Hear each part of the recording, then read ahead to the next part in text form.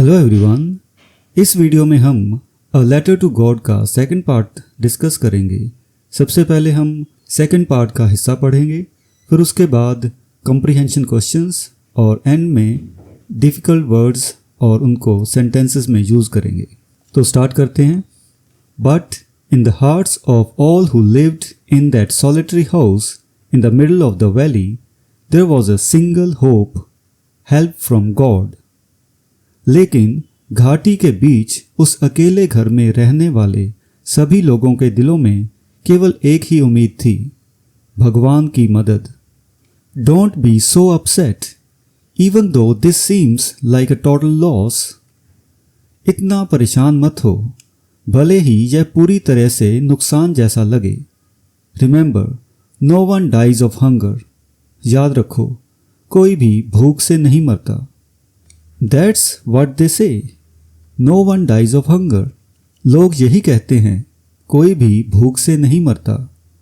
All through the night, Lancho thought only of his one hope, the help of God, whose eyes, as he had been instructed, see everything, even what is deep in one's conscience. पूरी रात लैंचो ने केवल अपनी एकमात्र उम्मीद के बारे में सोचा, भगवान की मदद, जिसकी नज़रें, जैसा उसे सिखाया गया था, सब कुछ देखती हैं, यहाँ तक कि किसी के अंतरात्मा की गहराई में भी। Lencho was an ox of a man, working like an animal in the fields, but still he knew how to write. Lencho एक मजबूत आदमी था, जो खेतों में जानवर की तरह मेहनत करता था, लेकिन फिर भी वह लिखना जानता था। The following Sunday, at daybreak, he began to write a letter which he himself would carry to town and place in the mail. अगले रविवार सुबह होने पर उसने एक चिट्ठी लिखना शुरू किया, जिसे वह खुद शहर ले जाएगा और डाक में डाल देगा। It was nothing less than a letter to God. यह चिट्ठी किसी और को नहीं, बल्कि भगवान को थी। God, he wrote, if you don't help me, my family and I will go hungry this year. भगवान, उसने लिखा, अगर आपने मेरी मदद नहीं की तो इस साल मेरा परिवार और मैं भूखे मर जाएंगे। I need 100 pesos in order to sow my field again and to live until the crop comes, because the hailstorm. मुझे अपने खेतों को फिर से बोने और फसल आने तक जीवित रहने के लिए 100 पैसों की ज़रूरत है, क्योंकि ओलों की बारिश ने। He wrote to God on the envelope, put the letter inside and still troubled went to town.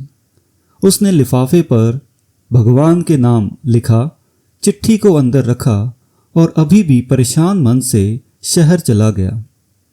At the post office, he placed a stamp on the letter and dropped it into the mailbox. डाकघर में उसने चिट्ठी पर ticket लगाया और उसे डाक पेटी में डाल दिया। One of the employees, who was a postman and also helped at the post office, went to his boss laughing heartily and showed him the letter to God. डाकघर में एक कर्मचारी जो डाकिया भी था और डाकघर में मदद करता था, उसने हंसते हुए भगवान को लिखी गई चिट्ठी अपने बॉस को दिखाई। Never in his career as a postman had he known that address. अपने डाकिये के पूरे काम करने के दौरान उसने कभी ऐसा पता नहीं देखा था। The postmaster, a fat, amiable fellow, also broke out laughing, but almost immediately he turned serious and, tapping the letter on his desk, commented, "What faith! I wish I had the faith of the man who wrote this letter."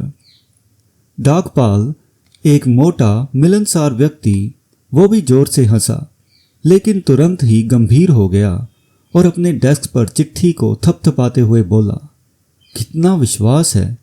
काश मेरे पास इस आदमी जैसा विश्वास होता जिसने यह चिट्ठी लिखी है। Starting up a correspondence with God, भगवान के साथ पत्राचार शुरू करना। So, in order not to shake the writer's faith in God, the postmaster came up with an idea. Answer the letter. इसलिए लेखक के भगवान पर विश्वास को ना तोड़ने के लिए डाकपाल ने एक योजना बनाई, चिट्ठी का जवाब देना।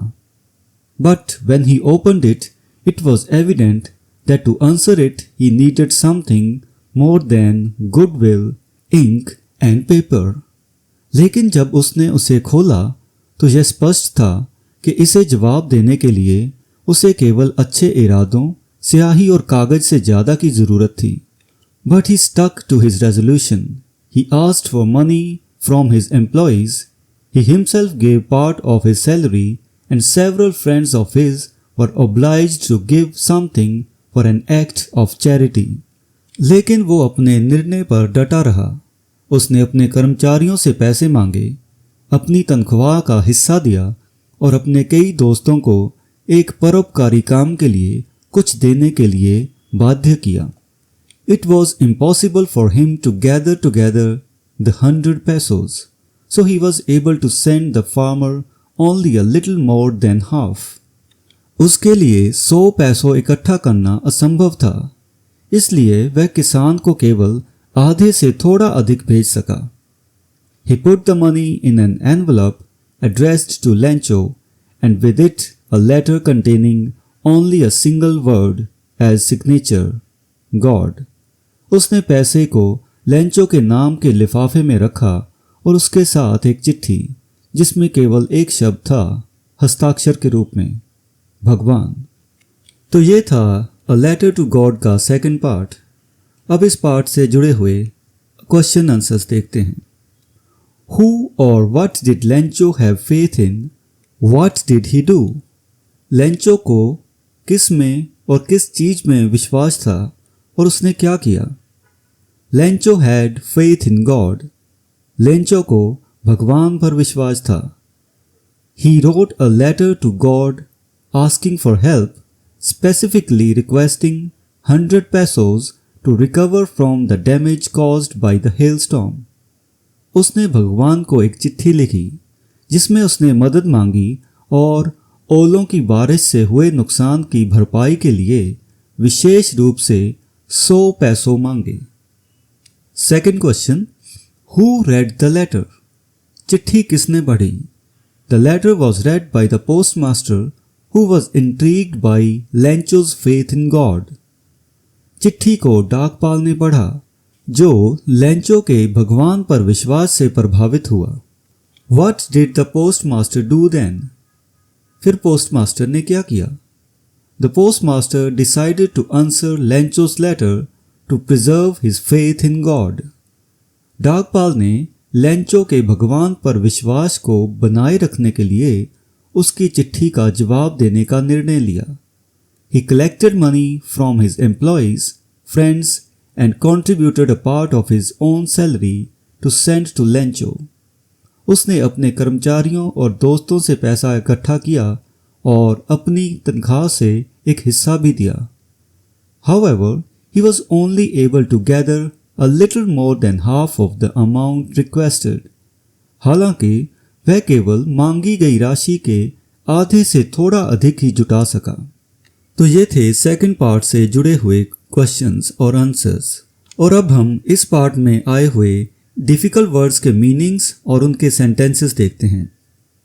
Solitary meaning alone without others nearby. Sentence: The old man lived in a solitary cabin in the woods, far from the bustling town.